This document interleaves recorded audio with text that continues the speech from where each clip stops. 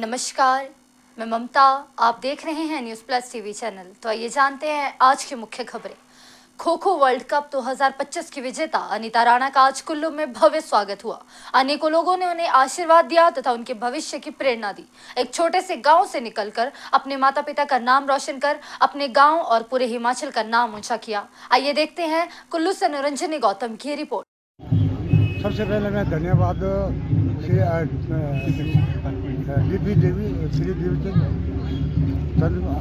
देवीचंद का हार्दिक दिल से स्वागत करता हूँ कि इन्होंने इस लड़की को इस जगह तक पहुँचाने की जगह तक पहुँचाया।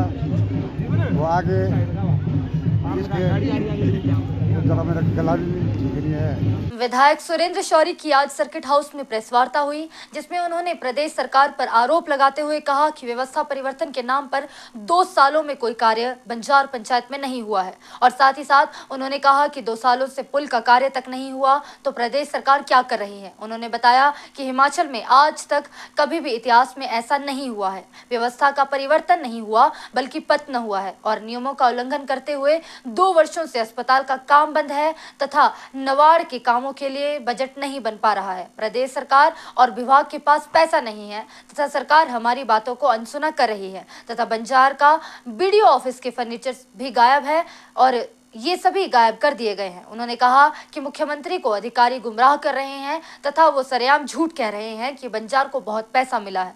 इन 2 वर्षों में कोई भी कार्य नहीं हुआ है और ना ही कोई पैसा आया है। आइए देखते हैं कुल्लू से निरंजनी गौतम की रिपोर्ट। हमने विधायक प्राथमिकता की बैठक का बहिष्कार इसलिए किया कि पिछले 2 वर्षों के अंदर हमारी कोई भी स्कीम नहीं निकली। जो हम विपक्ष के विधायक हैं, मैं अपनी विधानसभा बंजार की बात करूं तो जो सड़कें हमने नवाड़ तक डीपीआर पहुंचाई वो नवाड़ से 2 सालों से नहीं निकल पाई है। पिछले 2 वर्षों से एक भी सड़क हमारी विधानसभा की नवाड़ से नहीं निकली और ना ही नई सड़कों के काम प्रोसेस ना एफसीए ना डीपीआर तेज गति के साथ हो रहा है। 8-10 वर्षों से जो सड़कें चली है वो भी रुकी पड़ी है और इसलिए हमने एक निर्णय लिया कि जब विधायक की प्राथमिकता की बैठक में जब विधायक की नहीं सुनी जा रही है तो बैठक में जाने का औचित्य क्या है, इसलिए हमने उसका बहिष्कार किया है। दूसरा, हमने देखा कि हमारे इस कार्यकाल के अंदर विधायक के कहने पे विधायक जो कहता है उसके अनुसार काम नहीं हो रहा है। जिलाधीश कार्यालय में विधायक हम अपना जनता के मांग को लेकर के कुछ पैसे लेते हैं, मांगते हैं, लेकिन वो नहीं मिलते हैं।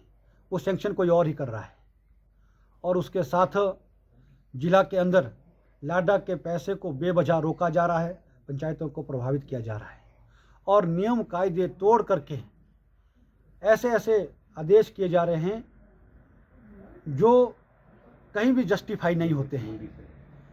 तो इस तरह से ये सरकार ने 2 साल के अंदर इस प्रदेश के अंदर व्यवस्था परिवर्तन नहीं, व्यवस्था का पतन किया है। नियम कायदों की धज्जियां उड़ा दी है।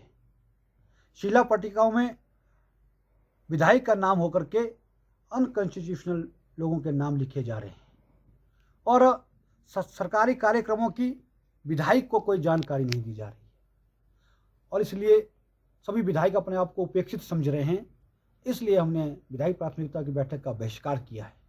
2 वर्षों से विधायक प्राथमिकता की बैठक में हम कह रहे हैं कि बंजार का बाईपास बेवजह बंद रखा है, उसको जारी कीजिए, उसको चालू कीजिए, वो अभी तक नहीं किया है।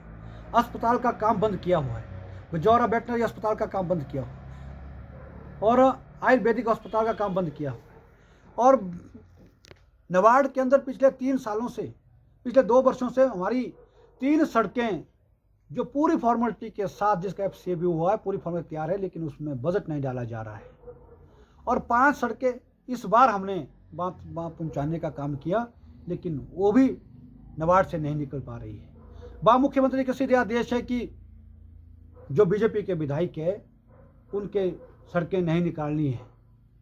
आखिर लोकतंत्र में ऐसा कैसे हो सकता है? इसलिए पूरे प्रदेश का काम एक साथ करना है, समान विकास पूरे प्रदेश में एक साथ होना चाहिए, चाहे विधायक पक्ष का हो विपक्ष का हो, इसमें कोई इस तरह का पक्षपात नहीं होना चाहिए।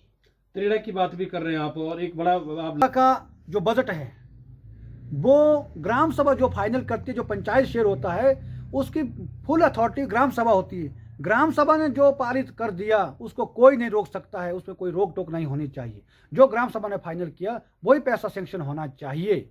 लेकिन इस सरकार आते ही 2 वर्षों पहले ऐसा ही चलता था, लेकिन जब से सरकार सुखविंदर सुक्खू की आई 2 वर्षों से उस पर भी वो पैसा भी रोका गया, और चेयरमैन के अनुसार कि जैसा वो चाहेंगे वैसा स्कीमों को परिवर्तन करने के लिए पंचायत प्रतिनिधि पर दबाव डाला जा रहा है, पैसा रिलीज नहीं किया जा रहा है।